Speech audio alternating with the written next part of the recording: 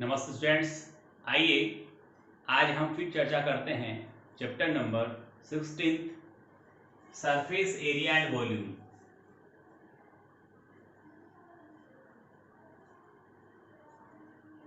Surface area and volume.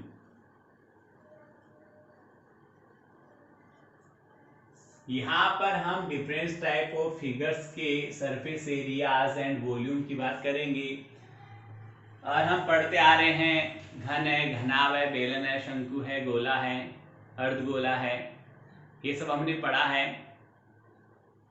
अभी जो अपना एक्सरसाइज आज का है वो 16.4 है और वो स्पीयर पर बेस्ड है।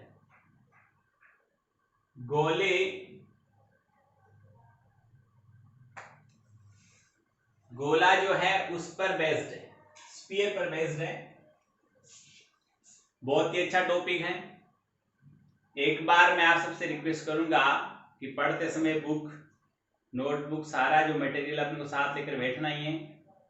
और उससे पहले जब भी आपको टाइम मिले आप 100% इन्वॉल्व होकर सारे सूत्र अच्छी तरह देखें, उनके कॉन्सेप्ट को समझने की कोशिश करें। जब तक आपको सूत्र याद नहीं है किसी भी सूरत में आप सवाल अच्छी तरह से सोल्व नहीं कर सकते।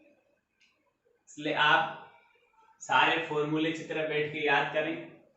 हमने कल 16.4 के 6 सवाल कर लिए थे। आज 7वां सवाल देखिए। 9 सेमी त्रिज्या के धातु के गोले को पिघलाकर 9 सेमी त्रिज्या के धातु के गोले को पिघलाकर 3 सेमी त्रिज्या और 6 सेमी ऊंचाई के कितने शंकु बनाए जा सकते हैं। गोले की त्रिज्या 9 सेमी, शंकु की त्रिज्या 3 सेमी और ऊंचाई 6 सेमी, तो हमें कितने शंकु मिलेंगे, प्राप्त होंगे। जब किसी एक आकृति को पिघलाकर जब नई आकृति, एक या अधिक आकृतियां बनाई जाती है तो बनाई गई सब आकृतियों के आयतन का योगफल पिघलाई गई आकृति के आयतन के बराबर होना चाहिए। इसी थीम पर अपन स्टूडेंट सवाल हल करेंगे। पहले मैं दी गई वैल्यूज लिखता हूं। सवाल संख्या 7 है। हमें कहा एक गोला है, गोले की त्रिज्या, गोले की त्रिज्या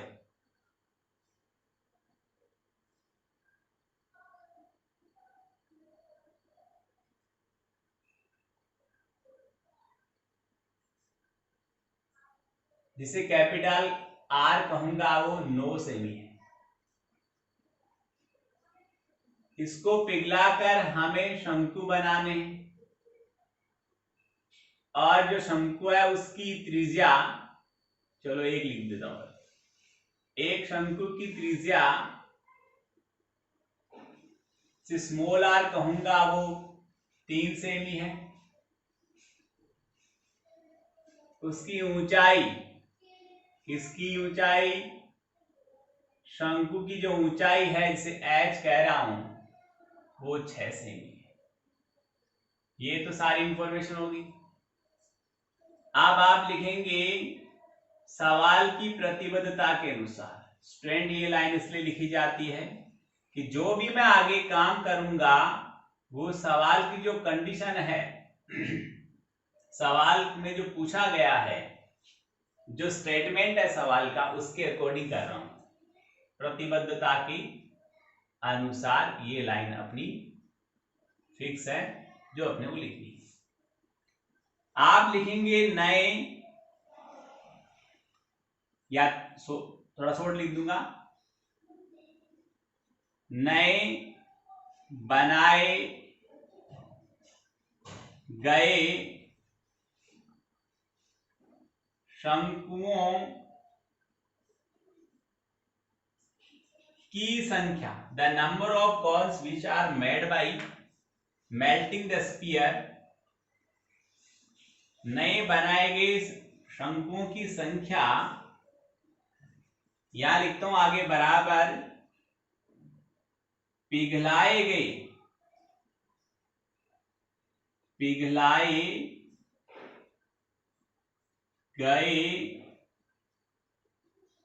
गोले का आयतन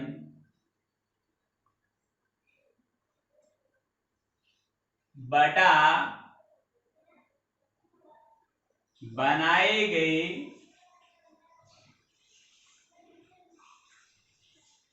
एक शंकु का आयतन। यहां स्टूडेंट आपको याद नहीं रहे तो इतना भी लिख सकते हो, गोले का आयतन बटा शंकु का आयतन। गोले का आयतन, मैं नए बनाए गए शंकुओं की संख्या को n से लिखता हूं। गोले का आयतन 4/3 पाई आर क्यूब होता है और शंकु का आयतन 1/3 पाई आर स्क्वायर एच होता है। आगे यही जगह वैल्यू रख देता हूं, पाई से पाई कैंसिल होगा, 3 से 3 कैंसिल हो गया, ऊपर 4 बच गया और ऊपर वाले की त्रिज्या रेडियस 9 थी, नीचे वाले की रेडियस 3 थी और हाइट उसकी 6 थी। 3 तिया 9 से 1 9 कट जाएगा, 3 का भाग 6 में 2 बार गया, 3 का भाग 9 में 3 बार गया, 2 जो बचा उसको इससे काट देंगे 2 बार, 9 दूना 18, 18 3 54, यानी 54 शंकु बनाए जा सकते हैं। ये हमारे सवाल का आंसर हो। स्टूडेंट ये सवाल है 16.4 का 17वें नंबर का सवाल।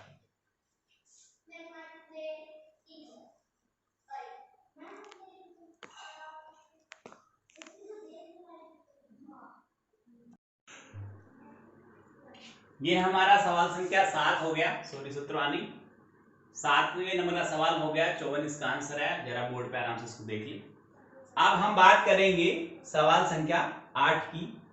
वो है 10 सेमी त्रिज्या के धातु के गोले से समान त्रिज्या के 8 गोले बनाएंगे। एक 10 सेमी त्रिज्या का एक बड़ा गोला था, उसको पिघलाकर बराबर बराबर त्रिज्या के बराबर बराबर माप के 8 गोले बना दिए।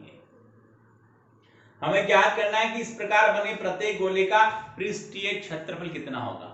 इस जो 8 गोले हमने बनाए हैं उनमें से प्रत्येक गोले का पृष्ठीय क्षेत्रफल सरफेस एरिया कितना आएगा, ये हमें ज्ञात करके बताना। आइए मैं यहां ले चलता हूं आपको। सवाल संख्या 10 है। बड़ा जो गोला है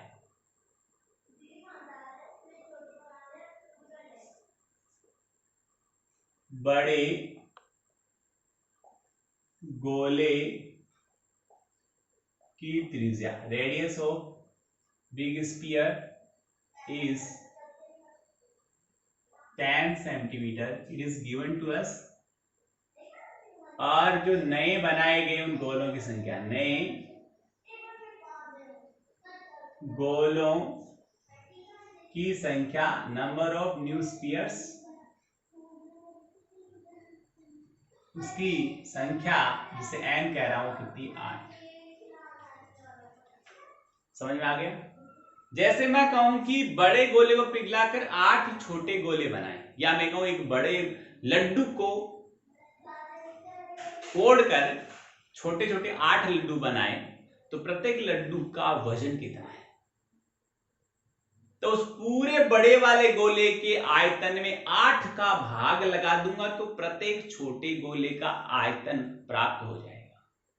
किसी वस्तु को जितने भागों में बांटते हो उन भागों की संख्या का उस वस्तु के आयतन में भाग लगा देने पर प्रत्येक भाग का आयतन प्राप्त हो जाता है। तो यहां लिखूंगा मैं प्रत्येक, ये लाइन लिख देना सवाल की प्रतिबद्धता के अनुसार, इससे बहुत अच्छा बनता है सवाल का। आप कहेंगे आता है प्रत्येक नए गोले का आयतन, प्रत्येक नए गोले का आयतन बराबर बड़े गोले का आयतन, बड़े गोले का आयतन बटे 8, यानी यहां पर भाषा में लिख सकता हूं नए गोलों की संख्या। ये लो भाषा में लिख दिया, जो नए आपने गोले बनाए ना, नए गोलों की संख्या। अब मैं लिखता हूं नया जो गोला बनाया, जो प्रत्येक गोले का आयतन की बात कर रहे हैं, उसकी त्रिज्या को मैंने स्मॉल आर से लिखा है, बड़े गोले की त्रिज्या को मैंने कैपिटल आर से लिखा है, और गोलों की संख्या 8। चाहो तो यहां डिफाइन कर सकते हो, माना बड़े गोले की त्रिज्या कैपिटल आर तथा छोटे गोले की त्रिज्या स्मॉल आर है। तो यहां पाई से पाई कटेगा, 4/3 से 4/3 कटेगा, इधर बचेगा आर क्यूब, उधर कैपिटल आर क्यूब और बटे 8। यहां आर का वैल्यू निकालेंगे तो यहां पर 10 गुणा 10 गुणा 10 बटे 8 की होल पावर 1/3 हो जाएगा। यहां से 3 हटाओगे 1/3, यहां से 2 हटाओगे 1/2, जितनी हटाओगे वो 1 के बटे में चली जाएगी। इसका मतलब घनमूल, इसका मीनिंग देख रहे हैं यहां पर, प्रत्येक संख्या के 3-3 टुकड़े करो और उस 3-3 के समूह में से एक टुकड़ा उसका घनमूल बन जाएगा, इसका रिजल्ट बन जाएगा। तो 8 को हम 2 गुणा 2 गुणा 2 लिख सकते हैं। ये 10-10 के यानी 3 ग्रुप हो गए, 3 का एक ग्रुप हो गया, ये भी 3 का एक ग्रुप हो गया। इन 3 10 में से एक 10 आएगा, इन 3 2 में से एक 2 आएगा, रिजल्ट आ गया 10/2, यानी 5 सेमी हमारे पास नए गोले की त्रिज्या प्राप्त। जो नया गोला बनाया, प्रत्येक जो 8 गोले बनाए हुए उनमें प्रत्येक का हमें क्या चाहिए, पृष्ठीय क्षेत्रफल चाहिए। तो यहां लिख देंगे, आता है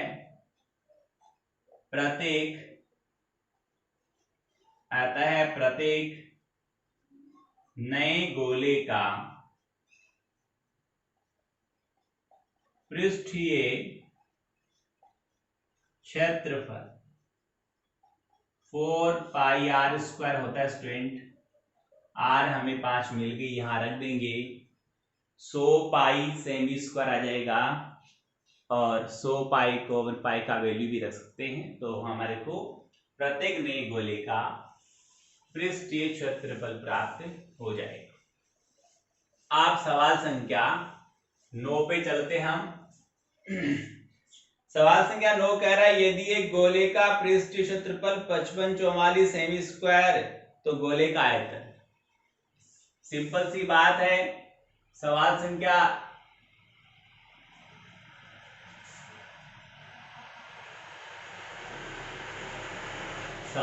ये 8, 10 तो त्रिज्या थी। सवाल संख्या 9 में हम बात कर रहे हैं कि गोले का पृष्ठीय क्षेत्रफल,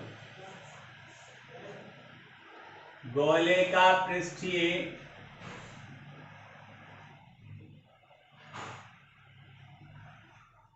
क्षेत्रफल 5544 बताया मैंने आपको, और वो भी सेमी स्क्वायर। क्षेत्रफल यानी एरिया सेमी स्क्वायर में होता है और आयतन सेमी क्यूब में होता है। यह आ गया 4πr², 5544, 4 इंटू पाई का value 22/7 into r square, 5544 r² is equal 5544 गुणा 7 बटे 4 गुणा 22। आर स्क्वायर इज इक्वल, ये 22 का भाग काट देंगे इसको, 22 दूना 44, 11 बच गई, 22 पंजे 110, 22 दूना 44, 22 पंजे 110, फिर 4 बच गई, 22 दूना 44 गुणा 7, फिर 4 बच गया, 4 का भाग जाएगा पूरा पूरा, 6 चौक 24 और 4 ती 12 गुणा में 7। इसके हम टुकड़े कर सकते हैं, 9 गुणा 9 संते 63 और 7 पढ़ाई था, स्क्वायर हटाया तो 1/2 हो गया। इसका उत्तर आया 7 का एक ग्रुप बन रहा है इसलिए 7 आ जाएगा वर्गमूल में, और 9 का 3 7 या 21 सेमी हमारे को इस गोले की त्रिज्या प्राप्त हो गई है। अब स्टूडेंट हमें इसका आयतन पूछा है, तो आयतन का सूत्र 4/3πr³ होता है। आर आपको मैंने निकाल के बता दिया, ये वैल्यू आप रखेंगे और आयतन ज्ञात तो करेंगे। सवाल संख्या 10 में आते हैं।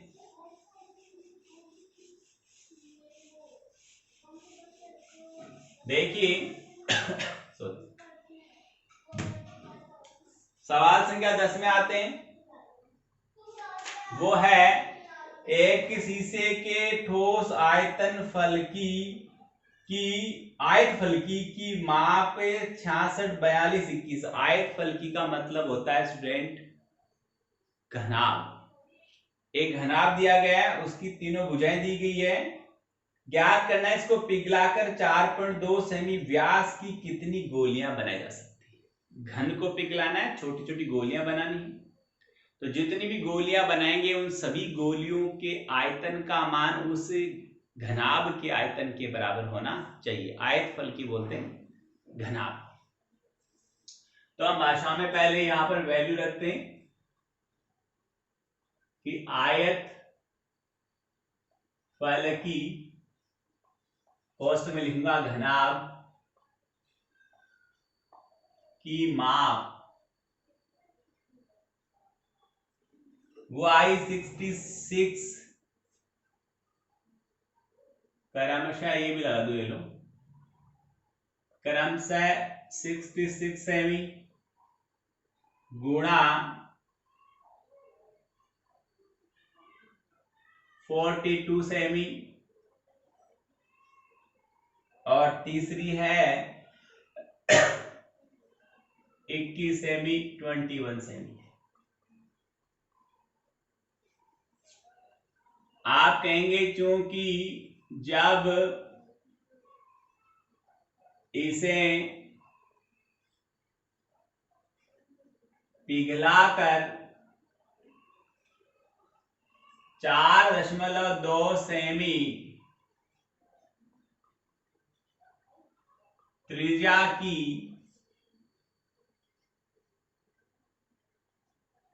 गोलियां बनाई जाती है,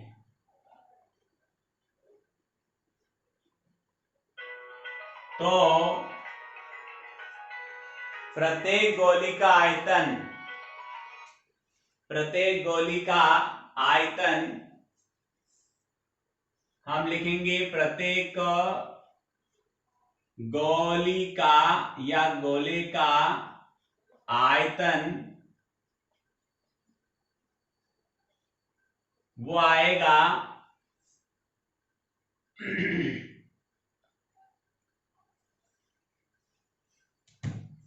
बड़े गोले का आयतन बटा गोलियों की संख्या। अब यहां गोलियों की संख्या नहीं मालूम है, तो हम यहां लिखेंगे गोलियां बनाई जाती है, तो गोलियों की संख्या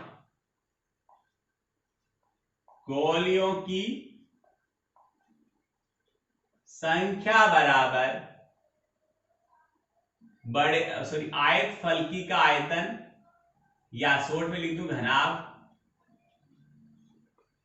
घनाभ का आयतन बटा एक गोली का आयतन। अब स्टूडेंट घनाभ का आयतन LBH होता है, और गोली है वो स्फीयर के आकार की है, गोले के आकार की, तो पाई आर क्यूब हो गया 4/3 पाई आर क्यूब। एल का वैल्यू 66 है, इसका वैल्यू 42 है और एच का वैल्यू 21 है। It is given to us. और 4/3 है तो 4 ऊपर रह गया, 3 बटे में बटा रहता नहीं, ऊपर चला गया। पाई का मान 22/7, 7 ऊपर चला गया। त्रिज्या इसकी हमें दे रखी है 4.2 गुणा 4.2 गुणा 4.2। अब इसे हल करते हैं, थोड़ा इधर लिख लेता हूं मैं। 22 का भाग 3 बार गया, 4 का भाग 14 बार गया। 22 का भाग 3, 4 का भाग 14, इधर कट हो गए। यहां पर देखो आगे हल करता हूं मैं इसको। ऊपर एक तो बच गया हमारे पास में 21, एक बच गया फिर से 21, 7 के 21, इसको भी 21 लिख दिया। सबका मैं पॉइंट हटा देता हूं। नीचे से मैंने स्टूडेंट 3 अंकों पे दशमलव हटाया तो ऊपर 3 जीरो आ गई, 1 2 3। ओके, 1 दूना 42 और 1 दूना 42। 2 का भाग 7 बार चला गया। इस 2 का भाग ये जो बचा उसका लगाने के लिए कुछ है नहीं तो इसमें लगाऊंगा 500 बार गया। 7 तिया 21 7 तिये 21 और गुणा 500 हम इसको हल करेंगे। अभी एक 42 बच रखा हमारे पास में, तो ये 7 तिया 21 हो गया। सुनना स्टूडेंट, 7 तिया 21, 21 से 2 बार कट गया और हमारे पास जो वैल्यू आई उसको हम इससे क्या कर दें, डिवाइड कर दें। तो इसको वापस देख लो एक बार, काटने का जो हुआ सिस्टम देख लो आराम से। 21 दूना 42, इस 2 का भाग इसमें 7 बार चला गया और 21 दूना 42, 7 तिया 21, 21 दूना 42, नीचे आएगा 2 दूना 4। ये 1000 में 4 का भाग देंगे तो 250 हमारे पास आ गई गोलियों की संख्या। स्टूडेंट ये हमारा हुआ 16.4 का सवाल संख्या 10। आराम से बोर्ड को एक बार देख लें, कोई दिक्कत हो तो बोलें, समझ में आ रहा होगा आपको ढंग से। ये हमारा हुआ सवाल। आज का हमारा क्लास का जो टॉपिक अच्छे से देख ले एक बार, मैंने इसको चेंज किया है। और स्टूडेंट मैं सबसे रिक्वेस्ट करूंगा, एक इंफॉर्मेशन आपसे शेयर करनी है, बहुत जरूरी है, सब गौर से देखें। यानी 11 मई 2020 से आपका ऑनलाइन टेस्ट स्टार्ट होगा। तो सारी डिटेल लिखता हूं। 11 मई को तो आपका 11 मई को मंडे है,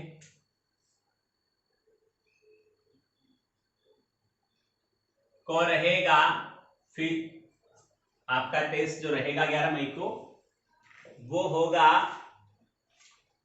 पहले साइंस का है, फिर सोशल साइंस है, फिर मैथ है। पहले साइंस है और 12 मई को जो आपका होगा ट्यूसडे, वो रहेगा सोशल साइंस। ओके, और 13 मई को जो रहेगा हमारे पास में वेडनेसडे, और वो रहेगा हमारा मैथ्स का। ये हमारा टेस्ट के लिए हमारे सब्जेक्ट्स हैं। सबका जो टाइमिंग समय रहेगा, कितने बजे टेस्ट स्टार्ट होगा, वो ठीक 11 AM से लेकर 12 PM तक रहेगा।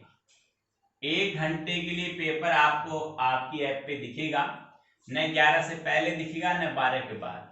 आपको 11 बजे से ठीक 10-15 मिनट पहले सारी सामग्री आवश्यक लेकर बैठना है और 11 बजे पेपर जो स्टार्ट हो फटाफट से हल करना है, क्योंकि मैथ्स का रहेगा, जैसे साइंस है उन दोनों में क्या रहेगा कि कुछ न्यूमेरिकल भी रहेंगे, सवाल भी रहेंगे, तो उनको हल करना है। तो सारी सामग्री लेकर बैठना, फटाफट से हल करना और टिक करते जाना, बढ़ते जाना, और एग्जाम टाइम में 5 मिनट जब बचे तो सबमिट करने के लिए पूरे को एक बार से तैयार हो जाना। विशेष रूप से सब ध्यान देंगे कि इसमें क्या क्या आएगा। यहाँ पर टोटल 25 सवाल होंगे, 25 क्वेश्चन होंगे। सवाल बोलूं या 25 प्रश्न बोलूं बाकी विषयों के लिए। उसमें से 15 जो सवाल होंगे, 15 जो प्रश्न होंगे वो रहेंगे ऑब्जेक्टिव टाइप, एबीसीडी, इनको स्टूडेंट्स शॉर्ट में एमसीक्यू बोलते हैं, मल्टीपल चॉइस क्वेश्चन होंगे। और 10 जो सवाल होंगे पिछली बार की तरह ही होगा, उसमें ट्रू फॉल्स होंगे। टोटल 25 क्वेश्चन है और 25 ही नंबर का है। 25 मार्क्स का टेस्ट है, 25 ही नंबर है। आपको समय 1 घंटा मिलेगा। अच्छी तरह सवाल, प्रत्येक सवाल प्रत्येक प्रश्न जवाब देना है। ये टाइम टेबल देख लेना, उतार लेना, तैयारी रखनी है बढ़िया से। जो नेक्स्ट जो मंडे आएगा उसको होगा सोमवार 11 मई से स्टार्ट होगा, 11, 12, 13, और बहुत ही बढ़िया तैयारी करनी है। और स्पेशल ध्यान रखें 10th वाले बच्चे 101% आपकी उसमें उपस्थिति अनिवार्य है। इस बात को अच्छी तरह नोट कर लेना। कोई भी बच्चा एब्सेंट रहा तो नेक्स्ट डे मैं आपसे रिटर्न में जवाब मांगूंगा, पेरेंट्स से भी बात करूंगा कि आपने टेस्ट क्यों नहीं दिया, और उसकी एप्लीकेशन लूंगा मैं इस पे ऐप पे, और वो सेव रहेगी। ये आपके आगे जब भी आप कोई मार्क्स कम आएंगे तो मैं आपको इसके बारे में याद दिलाऊंगा कि आपने कितनी बड़ी लापरवाही की। आप इसको हल्के में नहीं लिए। फिर से मैं रिक्वेस्ट कर रहा हूँ, फिर से मैं सबको ये मान लो आदेश दे रहा हूँ, और इस आदेश को गंभीरता से लेना है कि 100% इसका पालन होना चाहिए। टेस्ट देना है, पढ़ाई करनी है, वीडियो डेली देखना है, डेली रिपोर्टिंग आनी चाहिए। हम वीडियो आज डाला परसों तो नहीं देख रहे हम, ये गलत बात है। आज का वीडियो आज देखें, 9 बजे डाला है तो आप आज से नियम बांध लें। मैं आपकी अटेंडेंस करूंगा ठीक शाम को 4 बजे। आज 9 बजे वीडियो डाला है तो 4 बजे तक जो देखेगा उस बच्चे की प्रेजेंट लगाऊंगा, और जो 4 बजे बाद देखेगा या नहीं देखेगा उसकी एब्सेंट लगेगी। और इन प्रेजेंट और एब्सेंट टोटल आपके रिकॉर्ड में रहेगा, आपके रिकॉर्ड में काम में आएगा। आपको इसकी जरूरत होगी। कल को मुझे मत कहना मेरी एब्सेंट लग गई गुरुजी मैंने तो देखा था। आप 3 दिन बाद वीडियो देखो, उसकी प्रेजेंट किसी की नहीं लगाऊंगा। अच्छी तरह समझ लें, सुन लें, प्रेजेंट उसी की लगेगी जो 9 बजे से लेकर 4 बजे के बीच में वीडियो देखता है। तो सब समय पर वीडियो देखें, ढंग से बैठ के पढ़ाई करें, मेहनत करें, होमवर्क करें, होमवर्क सबमिट करें, टेस्ट की तैयारी करें, और टेस्ट सबको देना अनिवार्य है। ये बात फिर से दोहराऊं। थैंक यू, धन्यवाद।